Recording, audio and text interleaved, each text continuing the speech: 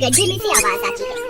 अरे ये कैसी आवाज है? लगता है कोई कुत्ते का बच्चा है जो मुसीबत में है। मुझे इसे बचाना होगा, नहीं तो ये मर जाएगा। फिर वह गड्ढे में झांक कर देखता है तो उसे वहाँ एक छोटा सा कुत्ते का बच्चा दिखाई देता है। वह उसे देखकर दंग रह जाता है। उसका रंग नीला होता है। ये तो कोई कुत्ते का बच्चा लगता है, लेकिन ये तो नीले रंग का है। मैंने तो इससे पहले कभी भी नीले रंग का कुत्ता नहीं देखा। इसे घर ले चलता हूँ। सुमन तो इसे देखकर बहुत खुश हो जाएगी। अरे सुमन, जल्दी बाहर आओ, देखो मैं तुम्हारे लिए क्या लाया हूँ। तभी उसकी पत्नी बाहर आती है और कुत्ते के बच्चे को किसान के हाथ में देखकर चौंक जाती है। हाय, कितना प्यारा है। ये तो नीले रंग का है। अजी, आपको कहाँ से मिला? क्या मैं इसे अपने साथ रख सकती हूँ? मुझे बचपन से एक कुत्ते के बच्चे को पालने का बहुत शौक था। हाँ हाँ, क्यों नहीं, मैं इसे तुम्हारे लिए ही तो लाया हूँ। लेकिन ये आपको मिला कहाँ से? मैं खेत की तरफ जा रहा था, तभी अचानक गड्ढे से इसके रोने की आवाज आई। मैंने झाँक कर देखा तो मुझे ये उसमें पड़ा हुआ मिला। ये जरूर भूखा होगा, तुम इसे कुछ खाने को दे दो। इतना बोलकर किसान वहाँ से चला जाता है। फिर सुमन उसकी खूब देखभाल करती है। वह दिन भर उसके साथ खेलता कूदता है। सुमन उसे पाकर बहुत खुश थी। वह कुत्ता पूरे गांव में आकर्षण का केंद्र था। अरे हरिया, देख तो, ये उसी किसान का पिल्ला है। तूने कभी नीले रंग का कुत्ता देखा है क्या? नहीं भाई, मैंने तो पहली बार ऐसा कुत्ता देखा है। लेकिन ये इस किसान को मिला कहाँ से? इतना अनोखा कुत्ता खरीदने की हैसियत तो इस किसान की है नहीं। भाई, इससे तो ये किसी गड्ढे में पड़ा हुआ मिला था। मुझे तो लगता है जरूर ही ये कोई जादुई कुत्ता है। तुम्हें क्या लगता है बाजार में इसकी क्या कीमत होगी? भाई, ये तो नायाब चीज है, ये तो अनमोल होगा। इसके हमें मुँह मांगे पैसे मिलेंगे। भाई, हर नायाब चीज पर तो सिर्फ हमारा ही अधिकार है। देर किस बात की, आज रात को ही इसे किसान के घर से चुरा लेंगे। रात होने पर किसान और उसकी पत्नी घर में सो रहे होते हैं। तभी लल्लन और हरिया किसान के घर में घुस जाते हैं और नीलू को बहलाने फुसलाने लगते हैं। ले ले बेटा, बिस्कुट खा ले। ले ले ले ले ले ले, आजा आजा। वह झट से उसे बोरे में कैद कर लेते हैं और वहाँ से 9 2 11 हो जाते हैं और भागकर अपने घर आ जाते हैं। हरिया भाई, एक काम तो पूरा हो गया, बस अब इसे शहर जाकर किसी को बेचना बाकी है। शुभ काम में देरी किस बात की? हम कल सुबह होते ही इसे शहर जाकर किसी को बेच आएंगे। अगले दिन सुबह होने पर वे दोनों नीलू को बोरे में डालते हैं और उसे बेचने के लिए निकल पड़ते हैं। रास्ते में उन्हें एक सेठ मिलता है। उसे उस बोरे में से अजीब अजीब सी आवाजें आती हैं। अरे भाई रुको रुको, इस बोरे में क्या भर कर ले जा रहे हो? भाई, ये एक जादुई कुत्ता है। ऐसा कुत्ता पूरी दुनिया में केवल एक ही है। ऐसा कैसे हो सकता है भाई? जरा मुझे भी तो दिखाओ। वह सेठ नीलू को देखकर चौंक जाता है। तुम्हें इसके लिए 100 सोने की मुद्राएं देनी होंगी। ठीक है, मुझे मंजूर है। लो, ये लो तुम्हारी 100 मुद्राएं। आज से ये कुत्ता मेरा हुआ। वहीं दूसरी तरफ नीलू को घर में न पाकर सुमन और किसान परेशान हो जाते हैं। सुमन का रो रो कर बुरा हाल हो जाता है। नीलू, तुम कहाँ चले गए? तुम्हारे बिना मैं कैसे जीऊंगी? वापस आ जाओ ना नीलू। अजी, मेरे नीलू को कहीं से भी ढूंढ कर लाइए। जब तक वो वापस नहीं आएगा मैं खाना नहीं खाऊंगी।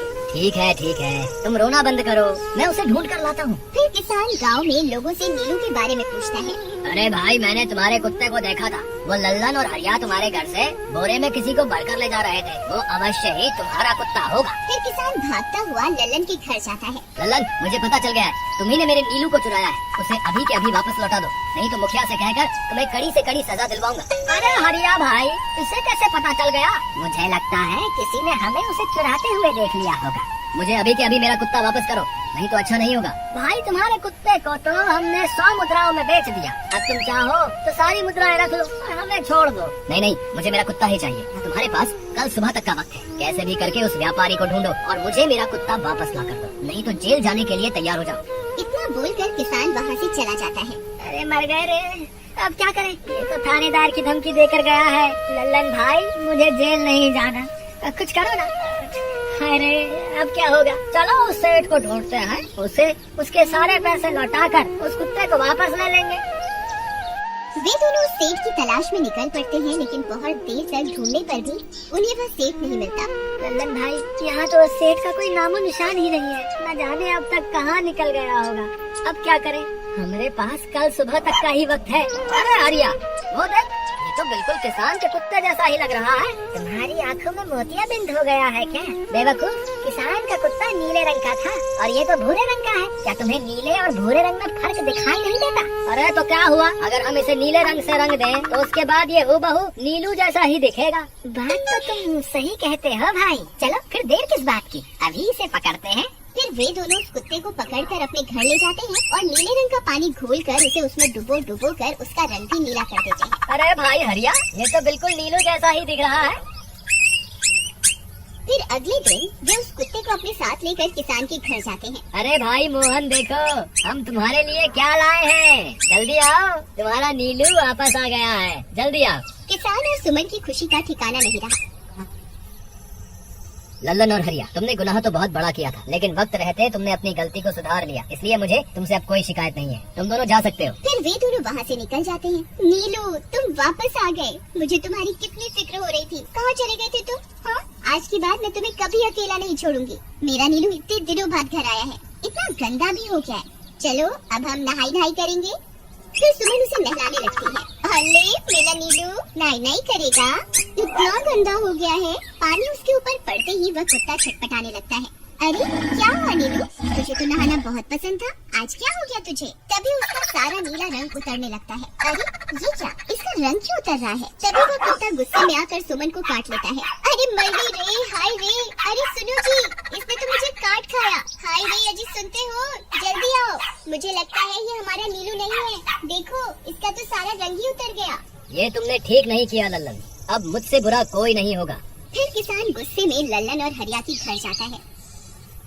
ए लल्लन, दरवाजा खोल। ए लल्लन, जल्दी दरवाजा खोल, नहीं तो इसे तोड़ दूंगा। आज तुझे मुझसे कोई नहीं बचा सकता। अरे मर गए रे, ये तो उसी किसान की आवाज है, लगता है इसे हमारी तरकीब के बारे में पता चल गया। अरे क्या हुआ भाई, इतने गुस्से में क्यों हो?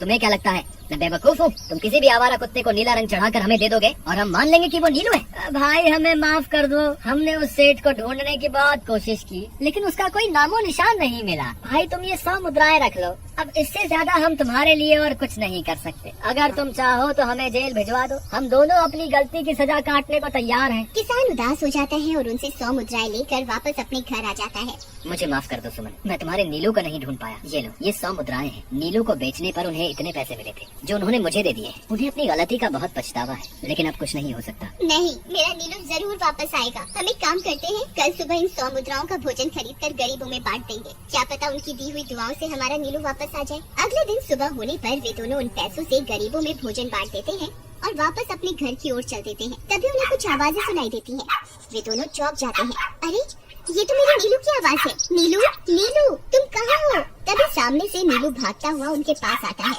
नीलू तुम वापस आ गए, तुम कहाँ चले गए थे?